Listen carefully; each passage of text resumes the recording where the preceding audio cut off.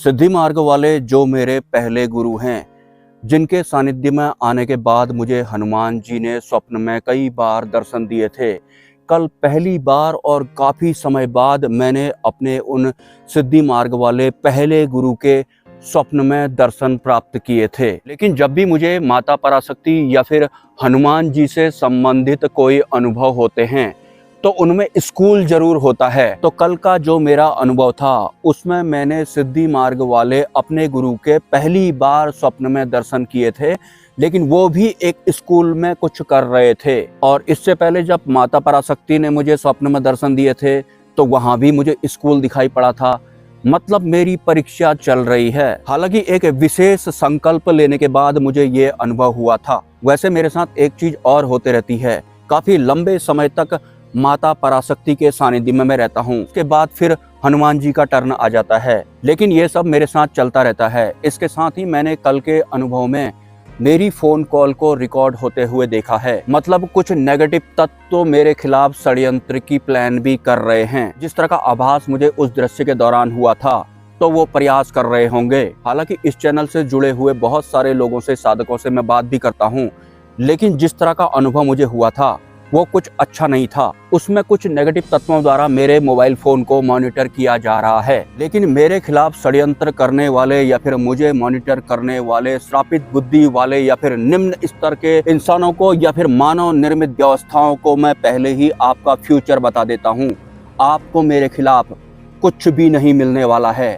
हाँ, आप काल निरंजन वाला जो ये नकली समय होता है ये बर्बाद जरूर कर सकते हैं। और अगर कुछ लोगों को चिढ़ लग रही है मुझसे, मैं बर्दाश्त नहीं हो पा रहा हूँ उन्हें, एक कमेंट भी मुझे आया था कि अगर तू पब्लिक के सामने ये बोलता तो तुझे पूरी की पूरी पब्लिक मार डालती। तो जिस श्रापित बुद्धि वाले शख्स ने मेरे खिलाफ ये कमेंट लिखा था और जिन निम्न स्तरीय तत्वों की या फिर तुम्हारे ही जैसे निम्न स्तरीय लोगों की भीड़ की बात तुम कर रहे हो, इस तरह की भीड़ को मैं इस तरह से कीड़े मकोड़े की तरह कुचल डालने वाला हूँ। क्योंकि ये परिवर्तन का दौर चल रहा है और वो जमाना भी चला गया जब 99 लोग एक बात को सच है बोलते हैं और एक बंदा गलत बोलता है, तो वो 99 निम्न स्तरीय लोग जो हाँ में हाँ मिलाकर गलत तथ्य को सच बोल रहे हैं। अब ऐसे लोगों का इस पृथ्वी लोक में किसी भी तरह का कोई अस्तित्व रहने ही नहीं वाला है, और रहेगा भी तो आम इंसान उन्हें पहचान नहीं पाएंगे। मतलब उनका जो बॉडी है कुछ और ही बन जाएगा। इसके अलावा मुझे संत बनवारी लाल का फिर से एक कमेंट आया था, चुप रहो, झूठ मत बोलो, अभी तुम्हें हजारों साल तक सीखना है। क्या सीखना है? आपके गुरु जिनकी खुद की अंतरिम जागृति नहीं हुई है, उनकी तरह नया धर्म कैसे बनाना है या फिर नया देश कैसे बनाना है, ये सीखने की बात कर रहे हैं आप? या फिर किसी किताब को पढ़कर प्रभावित होकर पंथबाजी कैसे की जाती है, ये सीखने की बात कर रहे हैं आप? वैसे आपके गुरु जो कि गुरु हैं ही नहीं और जिनकी अंतरिम जागृति भी नहीं हुई है, उन्होंने जो किताब का अध्ययन किया है, जिसके बल पर आपकी या फिर आपके गुरु द्वारा निर्मित परमात्मा की आसक्ति आपके अंदर फंसी हुई है, जिससे कि खुद आपके गुरु पीछा भी नहीं छुटा पा रहे हैं, ना ही ज्ञान से और ना ही बहुत तरह के शब्द बंधनों से। वैसे आपको अपने गुरु संत बनवारी लाल पर बहुत ज्यादा भरोसा होगा, बहुत दृढ़ आसक्ति होगी उनकी मान्यताओं में और उनकी धारणाओं में या फिर उनके ज्ञान में आपकी। लेकिन जिस ज्ञान के बल पर आपके गुरु जिनकी अंतरिम जागृति नहीं हुई है, जिस भरोसे वो फुड़फुड़ा रहे हैं और जिसके भरोसे उनके शिष्य फुड़क रहे हैं, उस ज्ञान की असलियत भी मैं आपको आज बता ही देता हूँ। वैसे आपको अपने गुरु संत बनवारी लाल पर बहुत ज़्यादा भरोसा है या फिर उनकी किताब पर भी आपको बहुत ज़्यादा भरोसा है।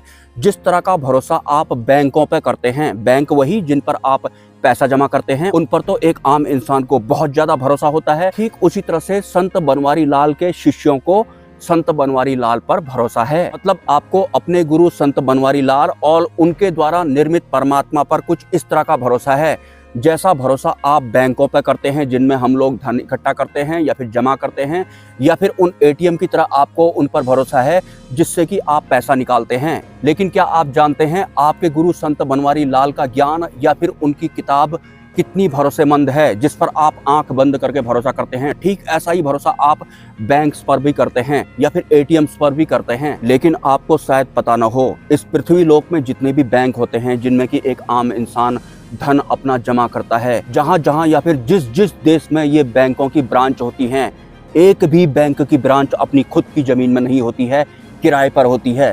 सिर्फ बैंक ही नहीं, इनके जो एटीएम होते हैं वो भी किराए पर होते हैं, वो भी इनकी खुद की ज़मीन पर नहीं होते हैं। क्या आपने कभी सोचा कि जिस बैंक में आप अपना पैसा जमा करते हैं, इन पर इतना भरोसा करते हैं, तो ये बैंक तो खुद ही खरबपति होते होंगे, तो इनके खुद की ज़मीन पर इनकी बिल्डिंग क्यों नहीं होती है? या जहाँ भी इन बैंकों के एटीएम होते हैं वो भी इनकी खुद की बिल्डिंग क्यों नहीं होती है? खुद की ज़मीन में इनके एटीएम या फिर बैंकों की बिल्डिंग क्यों नहीं होती है? कुछ लोगों को शायद ये पहली बार पता लगा होगा, लेकिन इस पृथ्वी लोक में जितने भी बैंक होते हैं, उनकी जितनी भी बिल्डिंग्स होती हैं, वो खुद की ज़मीन पर होती ही नहीं है, सबकी सब किराए पर होती हैं।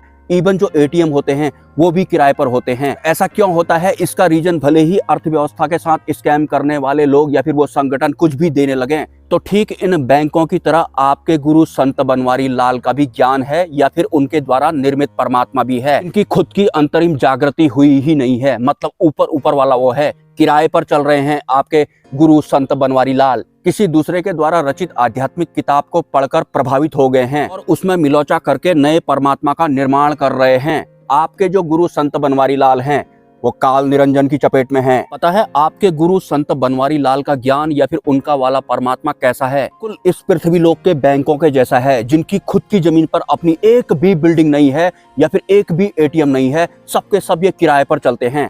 ठीक वैसे आपके गुरु जिनकी अंतरिम जागृति कभी हुई ही नहीं थी, जिस किताब को पढ़कर वो आपको एक नए परमात्मा के बारे में बता रहे हैं, या फिर जो कबीर बाबा हुए थे वो भी राम नाम जप किया करते थे, भगवान राम का गुणगान किया करते थे। लेकिन आपके जो गुरु हैं संत बनवारी लाल, वो राम नाम का जप करने को भी नहीं बोलते हैं, जबकि कबीर बाबा खुद राम नाम का जप किया करते थे। कबीर और आपके गुरु संत बनवारी लाल जिनकी अंतरिम जागृति नहीं हुई है, उन दोनों में ये भेदभाव कैसे हो गया? आपको शायद पता नहीं होगा, कबीर बाबा द्वारा लिखित किताब में जो मिलोचा किया गया था वो किस तरह के लोगों द्वारा किया गया था। बिल्कुल आपकी ही तरह जो प्रॉपर्टी डीलर हुआ करते थे, जिनकी अंतरिम जागृति नहीं हुई थी या फिर जो अध्यात्म का कारोबार करना चाहते थे, उन लोगों के द्वारा कबीर बाबा की लिखी हुई किताब में मिलोचा किया गया था। लेकिन ये ना तो आपको पता है, ना ही आपके गुरु संत बनवारी लाल को पता है, लेकिन वास्तविकता यही है, उनकी किताब में भी मिलोचा किया गया था निम्न स्तरीय लोगों द्वारा, या फिर मैं ये कहूँ कि काल निरंजन के सपोर्टर्स द्वारा ऐसा किया गया था। और ऐसा बहुत सारी आध्यात्मिक पुस्तकों में किया गया है। तो आज मैंने आपके गुरु संत बनवारी लाल की ज्ञान और उनके द्वारा निर्मित परमात्मा की असलियत बता दी है।